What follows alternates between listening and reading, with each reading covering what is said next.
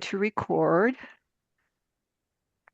And let me get back to my PowerPoint. Let's see. Okay. Well, good afternoon, everyone. Thank you for joining us. I'm Cheryl Noble. I am PAFC's Communication and Volunteer Coordinator, and right now acting interim director, but we've got great news that we do have a new executive director starting May 1st, and she's actually with us today. So Christy Wiggums, yay, thanks for joining us, and thanks for joining PAFC. So I would first like to thank our mission sponsor, the gallery at Fort Collins, which is a new community at the corner of Horsetooth and Stanford. Larimer County is part of AARP's network of age-friendly communities, and PAFC's mission is to work together with various groups such as government entities, CSU, nonprofits, and for-profit businesses to create solutions that will make Larimer County more livable as we all age. Some of our focus areas include the cultural inclusion and housing, health and wellness, mobility, transportation, and healthy aging resources. We couldn't do it without our wonderful volunteers who contribute their time to make our creations a reality. And if you're interested in joining some of our exciting work that we do, we would certainly love to hear from you. So please mark your calendar for next month's Lunch and Learn, which will be on Thursday, May 14th at noon. The Gut Connection to Aging Well, which will be a really informative topic and very relevant. The webinar will explore how everyday nutrition and health choices can support a balanced gut microbiome, reduce chronic inflammation, and strengthen immune defenses. It's going to be presented by Larimer County CSU Extension.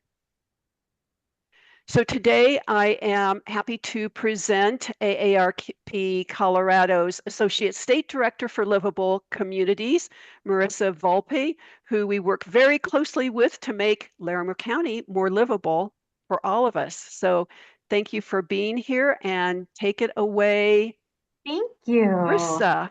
Thank you, Cheryl. Thank you for you all for being here, and always lots of glitter to Larimer County, Fort Collins, for the work that you are leading. I frequently reference you, and I am on the sort of feel like an itinerant preacher. I get to travel around the state and talk about good programs, and you all really come to the top in terms of the work that you're leading. So I'm going to share my screen now, and this is really a high level, kind of 10,000 view of AARP, kind of what we do, the areas we're in. I'll dial down into some of our lesser known resources because this is what I'm learning as I'm on the circuit, where folks are needing support, and some things that we have that we might be able to help you where you are. So I am going to lose you all, and I'm sorry to say goodbye as I share my screen.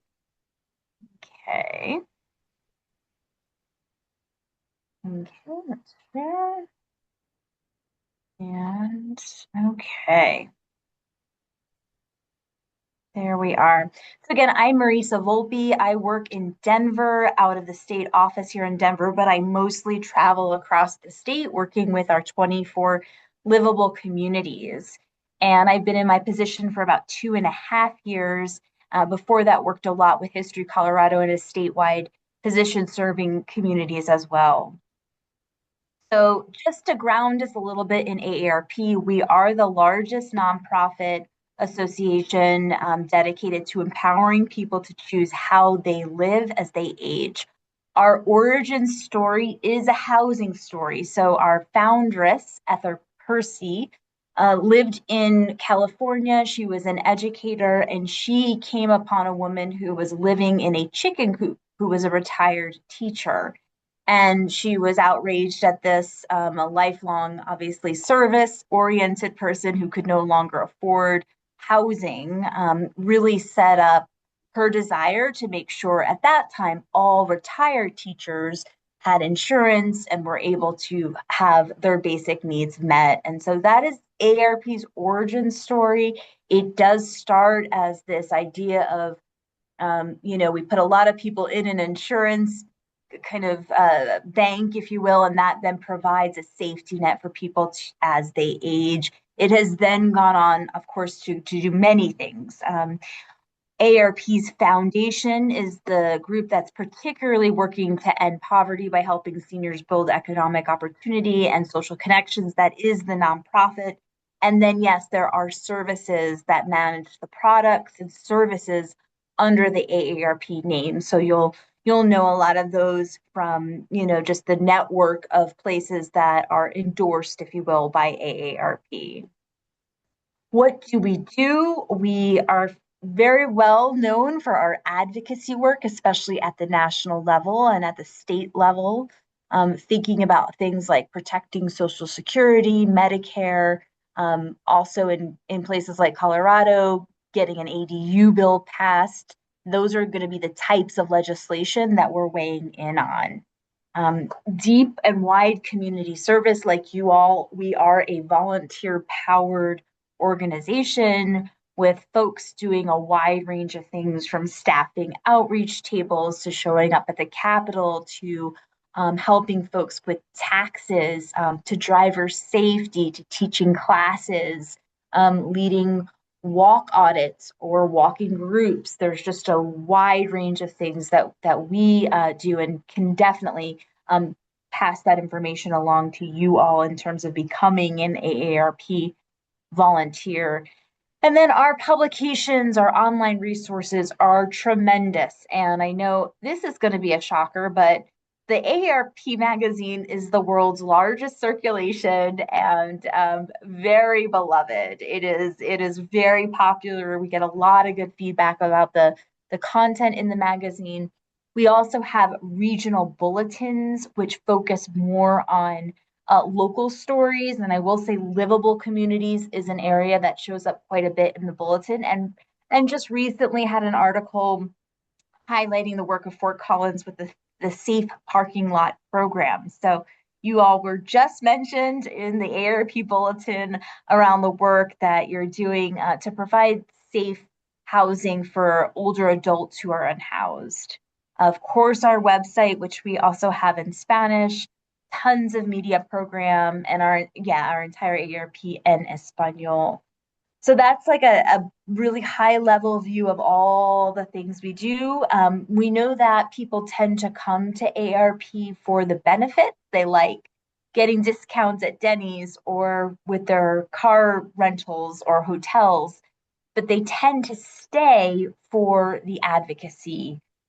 So this is the model that we are tracking, that we attract people this way, but then they really stay and get involved when they start to see especially the action alerts, the advocacy works, the local advocacy work that we're doing, and they sort of say, oh, there's a lot more here than a magazine and some rewards.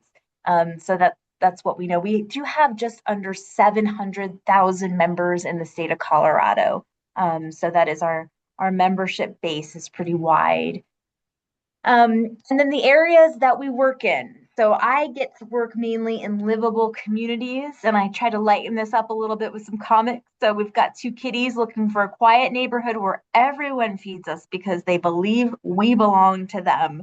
And isn't that the model for a livable community? A sense of belonging, food security, housing, just really a place where we can live and age in place. I will share that is the number one feedback we get from across the state when we listen. We want to age in place. And if we can't age in our homes, we want to age in our community.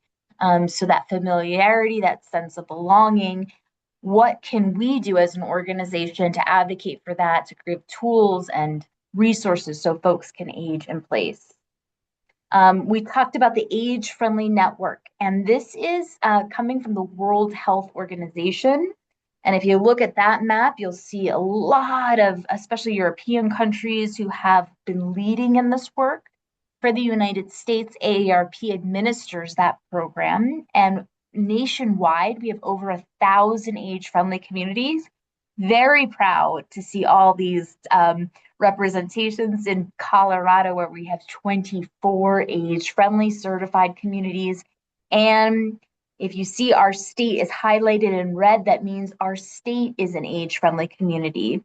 It goes by the name of Lifelong Colorado. It joined in 2018, and it's really the governor saying we are committed at the state level to make Colorado a leader in age-friendly work. We are one of the states with a multi-sector plan on aging. We have a position for that. We're really thinking at the state and local level what are we doing to make communities age friendly. So you can see here all the communities that have joined. Of course, Larimer County since 2015, you were one of the first ones to join and really show that track record in the work you're doing. And last week, I learned that Uray joined. So folks come in, whether it's word of mouth, they may come in because they've seen something written about this, they may have been personally invited.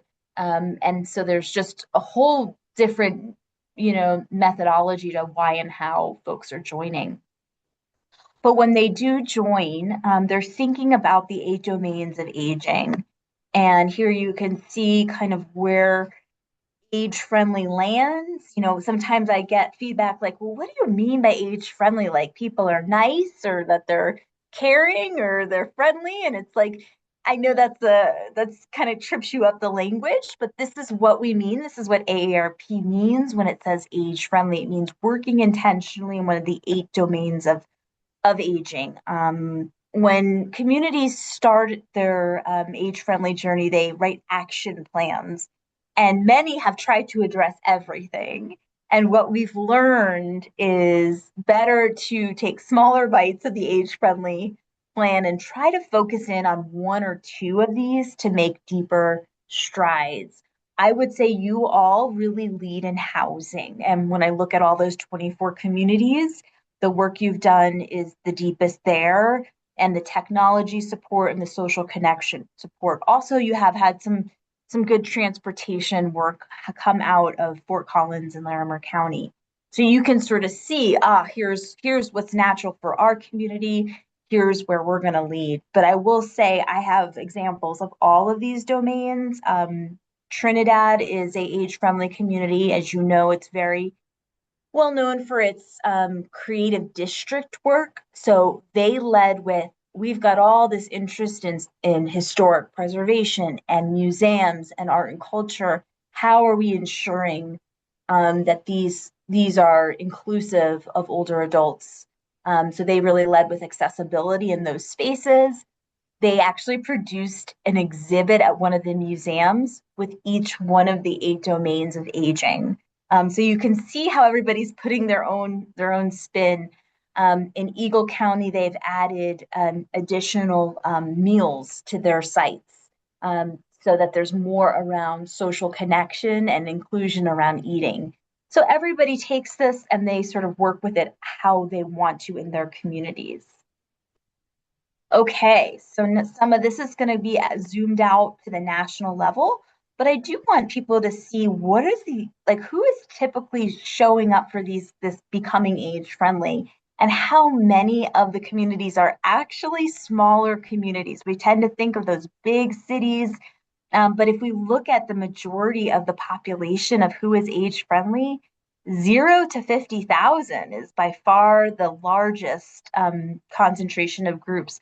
We know this happens because sometimes it's actually easier to coalesce with smaller groups around some of these domains, that they tend to be able to, put things into action a little quicker because they're working maybe at that smaller scale.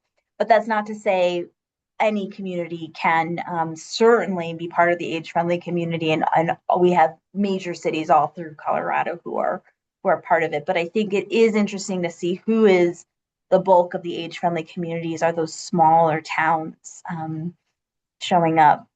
Okay, who's enrolled? You can see the cities, towns, counties, and other. We have some multi-community efforts, and we are proudly one of the states and territories that are enrolled. Right now, these are, at a geographic level, but some of the work I've been doing has been partnering with folks like SAGE, which is LGBTQ Elders National Association, to see what would a LGBT age friendly designation look like? What are other doors into this work so it doesn't have to just be located at the sort of municipal level? And then who is leading it? You can see where it's coming out of. Absolutely have nonprofits and volunteers who are leading this work. And I would say some of the best work is coming from these groups where the dynamic isn't you've been voluntold to do this work, but it's really stemming from a mission, it's stemming from a passion. And so really we do see a good mix of who's leading the work. And funding. This is the big question, y'all. So we see a lot from, again, that public sector funding. AARP is a big funder, and I believe will only grow in this space of becoming more of a funder. Just this year, our challenge grants are set to double in terms of the amount of funding that we're going to be offering across the country. And one of the reasons AARP is really doubling down its investment here is it recognizes the whittled resources in terms of budgets. But as we are moving to more local presence and local investment, we see that there's a really great way to invest in this program and let the people who are leading the work be empowered to do the work, if that makes sense. So very much known as a national and state advocacy organization. As we are moving more towards local advocacy, it's going to have to be the partnering with folks who know the work on the ground, and how do we go with them together? So I'm excited that we'll see more grants. Northern Colorado has already received grants. You have a great track record in this, so that's put you in a really solid position to receive more grants. I can say I have seen other states, like my home state, New Jersey, has now awarded, I think they had built in $5 million to their state budget to award age-friendly grants as well. So that is being mirrored, and that was up for a possibility in Colorado. It did not pass, but it is possible, I would say, that we're going to see more money coming through this age-friendly door. So all that work you are doing is just going to really set you up to be well positioned to receive that. And of course, private sector foundations. We have Next 50 right here in Colorado, which is going to be a foundation that offers funding in the aging space. The John Hartford Foundation's another one. So always kind of be thinking top of mind. And you all have also, won money from CDOT for transportation based on a challenge grant money that you had gotten. So keep leveraging and knowing kind of where those buckets are. So I recently, did a survey with all of our 24 age-friendly groups. I work as I feel like I'm trying to support this network is the role I'm in, and to see how I can support you in the best way to do the work that you're leading.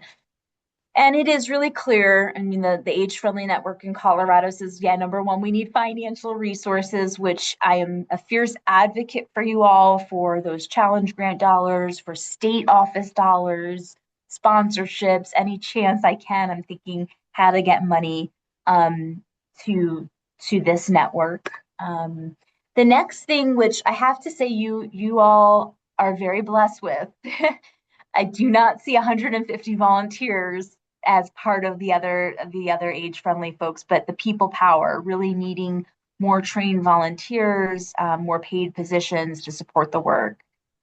thought leadership, which of course, if you are on our age-friendly national listserv, you'll be getting webinars and opportunities galore. So I hope you can take access of those. And then this age-friendly brand awareness, which I've partnered with Philosophy Communications to really help tell the stories of the work you're doing. I would say consistently across the state, people say to me, people don't know what you mean when you say age friendly. They don't even know what is age friendly. And so there's this PR work that needs to be done to gain some momentum. It's like people in the work really know it, but the general population definitely needs some more education around that. So those are the areas that I'm focused on in my position to really help you all do your work. So we have tons of resources and tools. And of course, this is a nod to our emergency preparedness guide, all of which are free and available to you through the state office or directly from AARP National. These are some of our greatest hits, I would say. Our home fit guide. We talk about folks wanting to age in place. We have a free home fit guide that you can work with. I will share that last year the CSU Institute for the Built Environment won a grant to work with this guide and use a training in community around it. So please be aware of that. We have walk audits, bike audits. The disaster resilience kit, again, is growing in importance. So I would really take a look at that one. A transit guide and getting there. This housing guide and toolkit, which Sue mentioned earlier, is not out yet, but is coming. So all of these are really at your fingertips to work with. And we have several of them in Spanish. I believe home fit, emergency, and transit as well. So just know you've got these to work with as they come up. I hope everybody knows about the livability index. This is phenomenal. Just to nerd out, go ahead and type in your zip code. You'll get your aggregated score. 50 is about the average. So everyone's like, well, 65 is low. And I'm like, no, 50 is the average. So you can sort of see where you land, but dig in deep, I would say, with the category scores, the characteristics, comparing to other communities. This has helped people advocate at the local level. It's helped them say, we got some work to do in this area. So have a lot of fun with the livability index. Oh, the other thing is we partnered this year with Indeed, I believe, and LinkedIn to also look at work statistics about older adults in the workforce.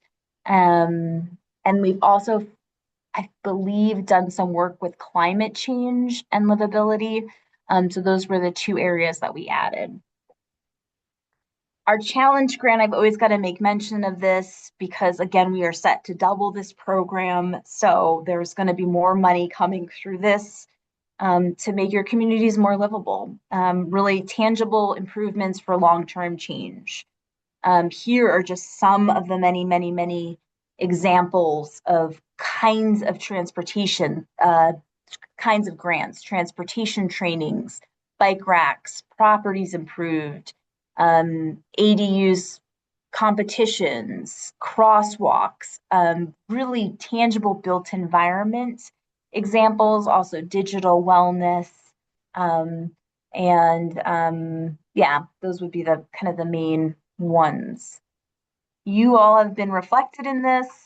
Again, you are, I know, up for a third time grant this year. You led a lot of work with mobile home really workshops and how to make those livable in terms of utilities and upkeep, doing that work with, throughout the city in 2 languages with volunteers, very popular, very successful.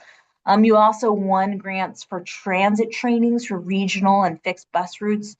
And that went on to help you land a grant from CDOT for really establishing that no-code get app for transportation. We've seen more work coming from the Front Range Metropolitan Planning Organization, and then again, the Institute for the Built Environment, which won that grant to do work in just the home fit guide and then possibly walkability. So you all you're tapping into it. I just want to keep encouraging you to do this work. Okay, now I'm going to just quickly run over some other best kept secrets of AARP. Again, we have a lot of places and spaces that we touch. This is just our fraud watch work that may or may not be familiar to some. And Mr. Sparrow is our therapist, and this guy feels that somebody's got his eye on him, and what's going on here. So Elder Watch is our AARP partnership between the Colorado Attorney General's office and AARP. We've been together for 20 years. We have a volunteer staff call center, about 200 and 300 calls a month. Lots of fraud education and outreach across Colorado. If you all wanted to receive a webinar, this would be a great thing to do. And I'm just going to give you some of the top thefts that we're seeing. We're doing a lot of work at the advocacy level around cryptocurrency, which are currently those ATMs are unregulated, seeing a lot more fraud in those areas. So we can provide some training. Mark Federhoff, again, I just want you to know his name, the Elder Watch phone number. You can have folks call. There's smart tips, there's websites. Definitely seeing more of this on the rise. So if this is of interest, I always want to make sure I share this because I do hear a lot of needs around this across the state. And then the next group I want to talk about is Senior Planet, or OATS, that's Older Adults Technology Services, another affiliate of AARP. We really think about this as classes, video activities that are really setting people up to use technology, but they do so much. One area is finances. So you can follow this little one who has 2 passive incomes, a personal chef and a driver. So definitely has some fun. They have some fun classes in terms of financial advocacy, social connection, creativity, health, but certainly do lead in that technology support. You can find them in person. We have one in Denver that, of course, may not feel accessible. There's partner sites that are licensed sites. And I know I've talked to Cheryl about thinking about who we could partner with to become a licensed site. And then online, folks can receive training online. Tons of classes, tons of abilities to become like a licensed site yourself. This hotline phone number, literally a number you can give folks if they're struggling to call and to be in touch. Here's an example of a library that became a licensed site. They were able to offer free classes, train local trainers to deliver. It's a giant curriculum. There's just so much wealth of classes that they bring to older adults. Again, that hotline, if you're having trouble with Zoom, I think their most popular class is smart TVs, also navigating online medical records and things like that. So yeah, there's just a wealth of things to work with here.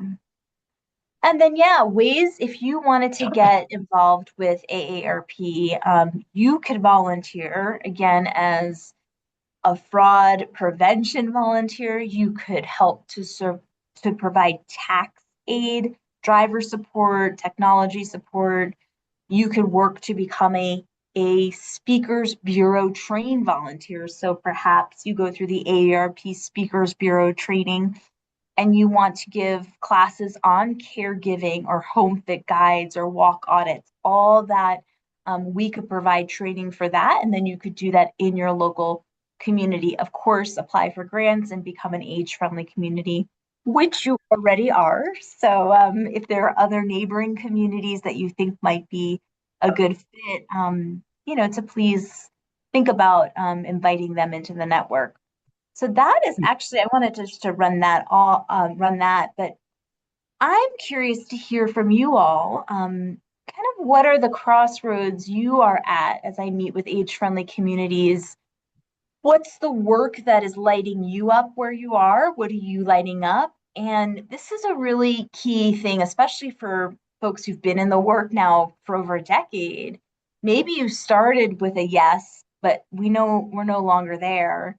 And kind of what is the no? We can no longer delay. So I'm really interested in hearing maybe, and I'll just stop sharing, kind of about your journey and where you all are. Thank you.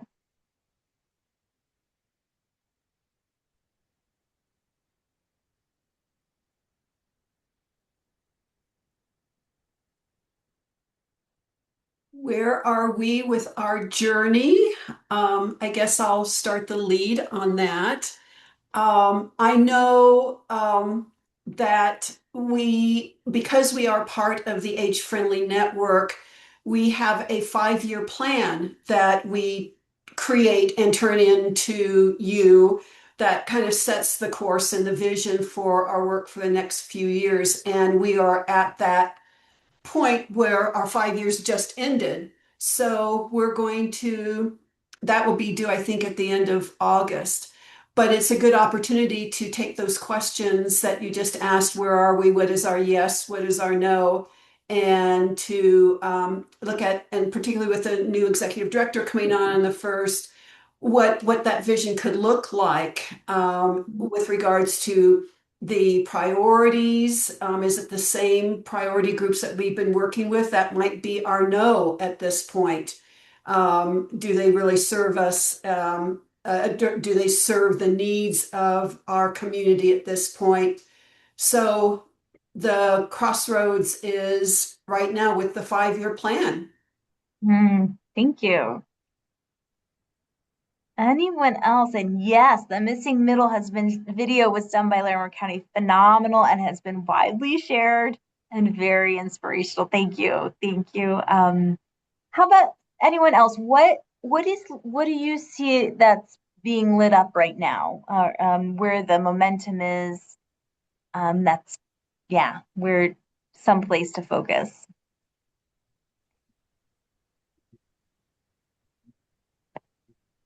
Well, I guess I could speak a little bit.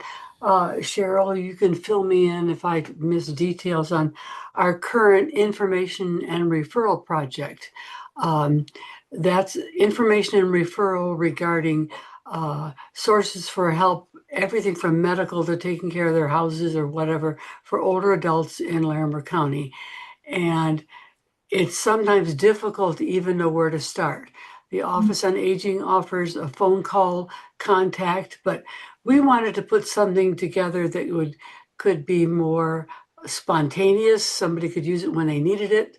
Um, and decided, and Bonnie Shetler is the one who was probably who the light bulb lit over her head on the whole subject of AI. And so, what we're in the process of doing is developing a workshop that will offer to people a little bit of practice experience and knowledge on using AI to ask about resources available here in Larimer County. We're keeping it local because there are state databases, but a lot of times when you go to a state database or a larger database, you sort of get lost in the shuffle, so to speak. So we have done a prototype class on using AI to access and to learn about information and referrals for older adults in Larimer County. We're building on that. A feedback we've gotten is to make sure that we have a strong section in this workshop on the whole idea of security. And AI does not know everything, so you question the results. So but it's a way for people to get started at least, and maybe know that when they go to their doctor the next time, they need to ask about this, that, or the other thing. And our intention with this is because as a grassroots organization, we've done a lot in the past on developing models for various things, like we did one on shared housing. And then we don't keep it, we give it away. We give it away to any organization who would like to know how to put this workshop on, and they can have it and run with it as well. So I think as a volunteer, that's my main focus these days. And it builds on our Tech Buddy team that we've been running since the pandemic. And there seems to be a real need for people to know what's available. And sometimes they don't even know what they need to know until they start a conversation with AI. And so we want this workshop offers the majority of the workshop. We want to have people sitting there with their laptops or whatever and actually practice stuff.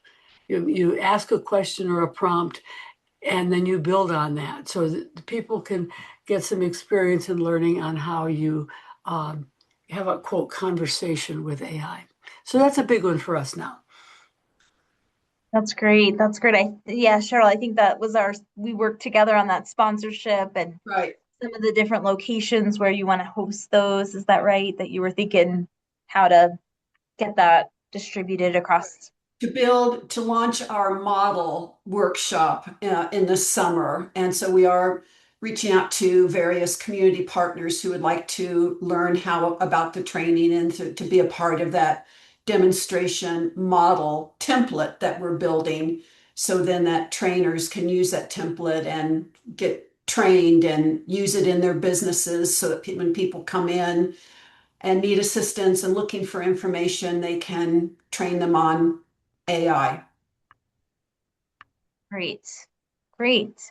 And I know I've passed along Senior Planet's, licensing program. If that at all felt like a natural fit, that could be a way to go, further if there is a strong partner who you think could really be a center with the technology and have the capacity for a trainer, or even one of you all's volunteers be that trainer, just have access to a really wide range of curriculum. I did attend the Senior Planet orientation or to try to see if it was a good fit, but because of the guidelines and criteria and the capacity that's needed, Mhm. it wasn't a fit for us at this time. We also need to provide the laptops or the tablets. So we had to provide equipment so that people come to the classes. We provide the equipment. So we aren't quite there to be a licensed Senior Planet, but I agree that the curriculum is fabulous. So our answer to that is our Tech Buddies program at this point, doing the clinics around communities, the older adult housing communities, and libraries. So that's kind of our answer right now.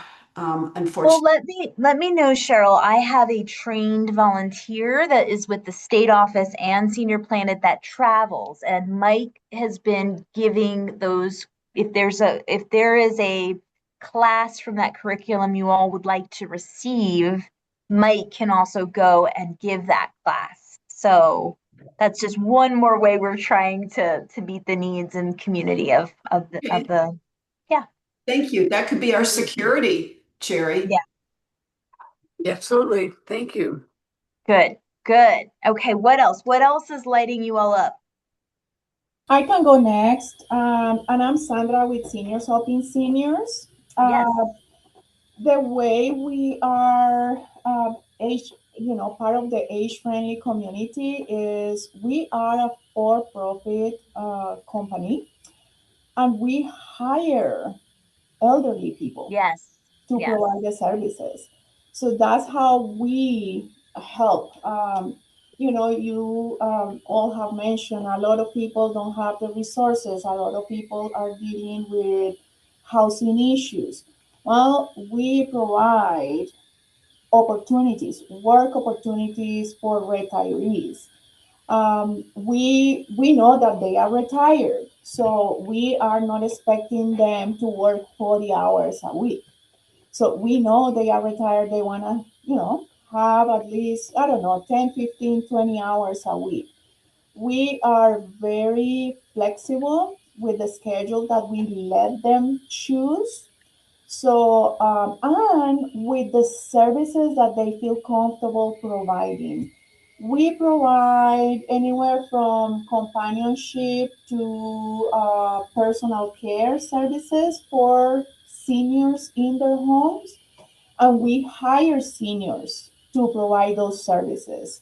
Um, if a person doesn't feel comfortable providing personal care, let's say we hire a woman and she comes to me and says, Sandra, I don't feel comfortable seeing another man naked. I only seen my husband naked.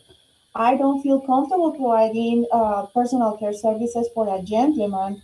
Of course, I'm not gonna be sending that woman to provide a shower or a bed bath for a man. So we let them choose what services they want to provide. We let them choose their times they want to work. Hey, I'm not driving anymore at night because I don't see. Okay, then you work from 9 to 2, whatever. We are very, very flexible. I think that's the way we are helping. And again, we don't have volunteers, we have employees. So they get paid for the services that they provide. So they have a little bit of money to go and pay rent or to go and, buy food. So that I think that's the way how seniors helping seniors is helping in Northern Colorado.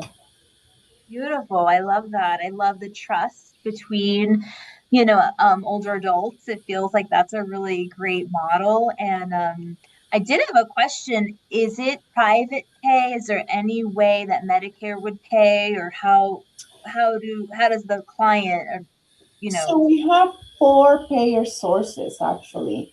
We have, yeah, as you mentioned, Marisa, private pay. We have we take long-term insurance, okay, long-term care insurance, any long-term care insurance. great. We are a vendor through the VA, so the veterans will pay for the services. The VA will pay for the services. And with the VA, we are vendors through the VA, and we are working with two programs with the VA. So, 38% of the services that we provided in 2025 were to veterans, and the services were paid by the VA administration. So the invoices don't go to the client, the invoices go directly to the VA. So they don't have to pay for the services. Another one is the vouchers to the Area Agency on Aging. Okay, great. Lots of possibilities. Mhm. Okay, And good. well, and hopefully, our plan in the next 3 years is to have our own nonprofit organization. Hmm. So we can provide some services for the people that really cannot afford to pay for the services. Mhm. So that we are trying to see how we can have our own nonprofit to assist people in the community that don't have access to services. I just gotta think, Sandra, that a lot of the work you do is in the transportation and getting folks to places and things, and yeah, yeah. So that's always a big need. Yeah. Thank you. Who else? What else is lighting up Larimer County? Or what are you lighting up?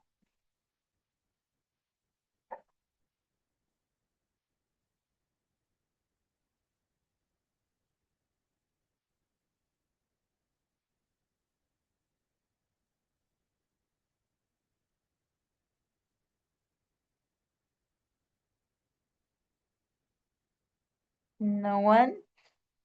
Anything else that you think that you I know Cheryl, you talked about maybe reassessing that 5-year plan, reassessing the priority areas. Um, does it seem like there's just something that's a natural thing to kind of deepen or let go of?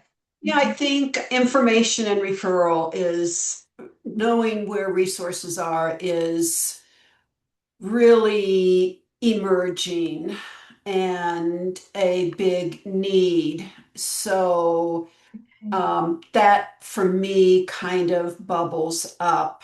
Um, I know, looking at housing, and Sue is here part of the housing priority group. Our mobility has really kind of branched off into a larger countywide group now with the North Front Range Metropolitan Organization. So they've really taken the lead and really isn't embedded in our organization as much anymore.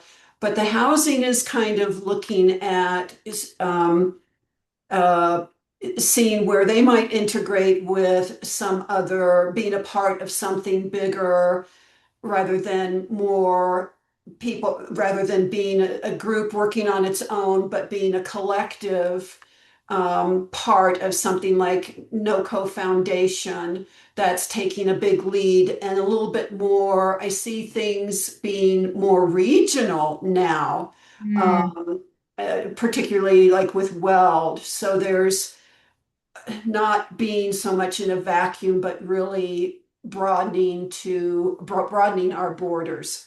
So, mhm, um, yeah, and within the housing, I think that technology is a big piece of it, and there's just a lot of issues, but there are a lot of people out there working on housing. The chamber's working on housing.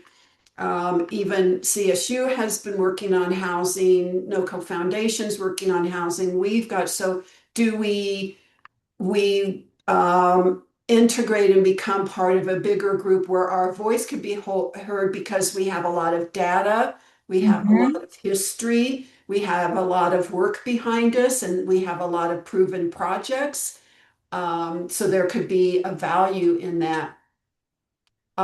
Speaking of housing, one of the things we're working on now too is revising the park, mobile mhm, home, and speaking of resources, is updating their handbook with resources. We did that. We took on that project, which was funded by AARP in 2020, I believe it was. Can't remember, Sue, you might, 2020. 2022, I think, was when the first handout, but resources are always changing. Websites are always changing. There's new things that come online. So we're revising that so that we can get those printed because um, a lot of the older adults in mobile homes don't have access to technology, so they can't scan the QR code. They still want the printed material for easy access. okay. And that's another bubbling, I think, area. Rural areas are still a hot topic, how to reach them with resources. Mobile homes. I reached out to mobile home community with regards to doing a tech clinic, but it turns because they have a big need, there's a fear of computers, big fear of tablets. So just even getting comfortable with turning it on and how to access the internet. But I learned that the owners of the mobile home park took away their community center. So they Mm, even have ice cream socials, mm, gathering spot, because I guess there was the local congressperson was mm. in a community listening session, and I guess they didn't like that, so they took away the community center and it's a 55 plus community. So we can't even hold a tech clinic there for them. Wow. So being able to reach, That sounds like a great community challenge grant. I'm just saying. That would be a great project to fund a community center there. Yeah. Just putting out percolating. Yeah, thank you. That sounds like a great one. Well, that is great. And Sue, did you want to add anything to the housing conversation?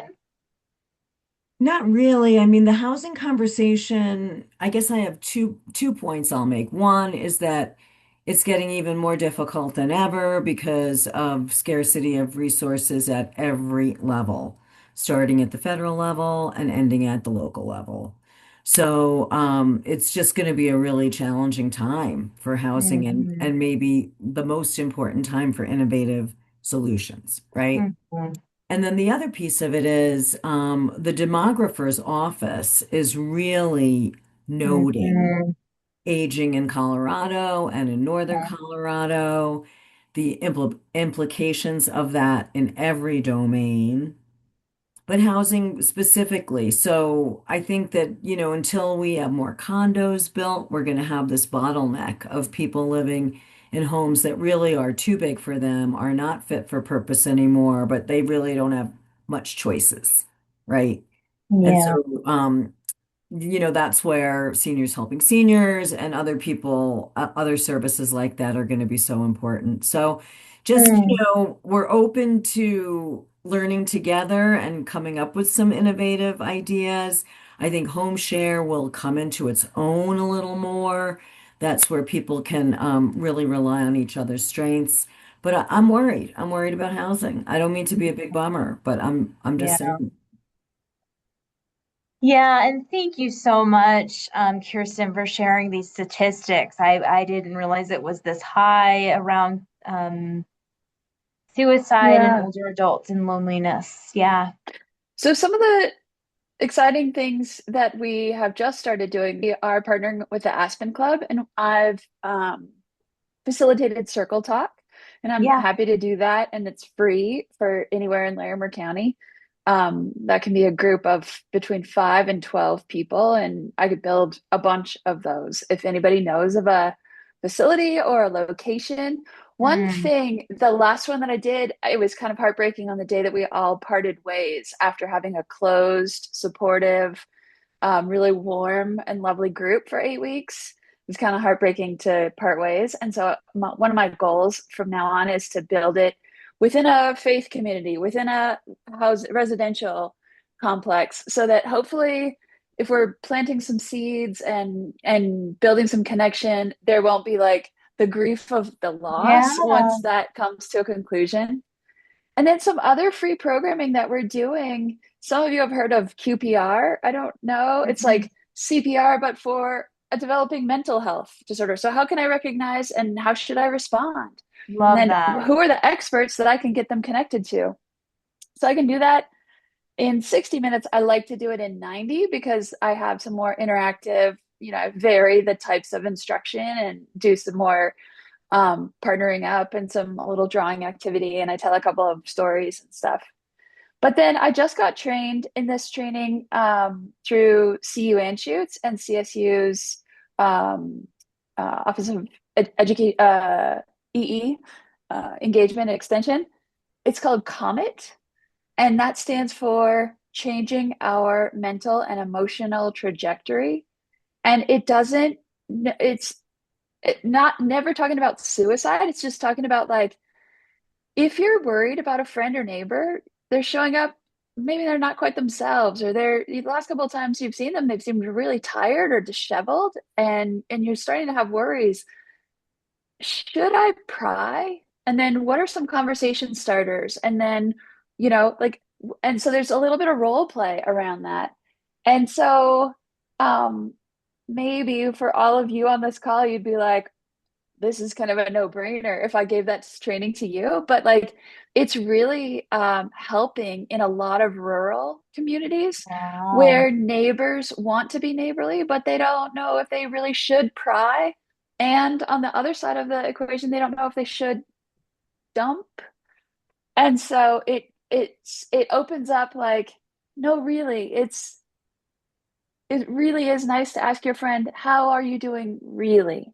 And it Mhm. really is nice to let your friend help you because God helps them. That makes them feel like they're a part of an important part of your life and an important part of the community. So I would love anybody's help in Larimer County, just like giving me opportunities to offer these free programs just because I really care about preventing suicide. I really care about connection, especially for Yeah. older adults. But the more people that I get to train, like the more we can qualify for funding to let us keep doing this important work that we're doing. I love that, Kirsten. It is so important. I also want to echo this sentiment of these durable institutions that can hold the work beyond. It's one reason I've been working with libraries as a strategy because they are, for many communities, a durable institution. That's where I did my last circle talk, if that's what you're talking about. That's yeah, Yeah. I think you're right on. And happy to, yeah, to think about some of those connector spaces. Even the senior helping seniors being trained in some of this. And I wonder too if some of the hesitancy to bring up or delve into mental health is okay, this person then tells me this. Of Am course. I What do I where do if they say what is my yes? responsibility now? How do I provide the right resource or care, right? That sense of and I'm But so sure many of that's us, part of it, so right? just to counter that, it's like so that you all, because you probably all are like on board, but to counter that out in the community, like so many in the last couple of decades, so many of us have gotten CPR trained. And like Mm, we don't imagine that we're supposed to be a paramedic or a cardiac, surgeon. We just know that that's going to help us like bridge that gap, just be that first aid connector to like then get them in touch with the paramedic. So yeah. unfortunately, after somebody has died by suicide and you go back in their medical records, they often have seen their medical professionals Yes. and they went through the behavioral health screening and That's they what I did was gonna not. ask.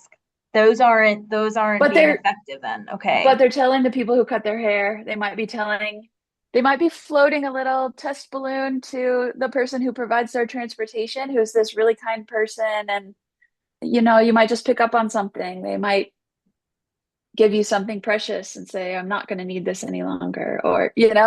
And so if we could get all volunteers trained to just like pick up on that and be like, oh, I know how to bridge this gap and have this conversation. Hmm. Kirsten, please, I just put my email address there. Can you please send me an email? I would love to have you train our caregivers. Thank you, Sandra. Thank you Yeah, we so have about much. 119 caregivers. Woo, Um, yay. all of them cannot be at the same place at the same time, but we can plan to do different things throughout the year. Please, thank you. Thank you. And I just want to echo, I really just feel so strongly about these kind of grassroots. I've worked a lot with a promotora model that comes from the Latin background, right? And these are training the people you kind of sit next to at church, and they are the kind of front line. It seems like the professional staff kind of has this awareness, but how do we get to the people you see every day, right? In the supermarket and the faith communities in your neighborhood. And so that kind of grassroots model is very attractive. There is it's called El Centro, I believe, in Fort Collins. Does anyone know what I'm talking about? It is a Latino serving family resource center. And I La Familia, La that's it. Familia? Thank you. Yeah. Thank you. Yeah, like I would think that might be a nice way to connect with them.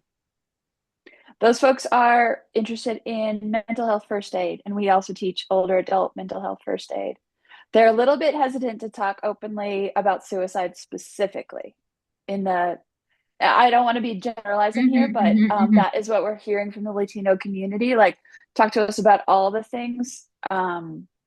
This for so many of us, especially older generations, it is just so taboo to talk It's about this. yes, of We course. believe Yeah. the myth that we could plant the idea or we could make it worse, Yeah. which is absolutely a Well, myth. I think the mental health is the doorway, and I just encourage that work. Thank you. Thank you. Thanks, friends.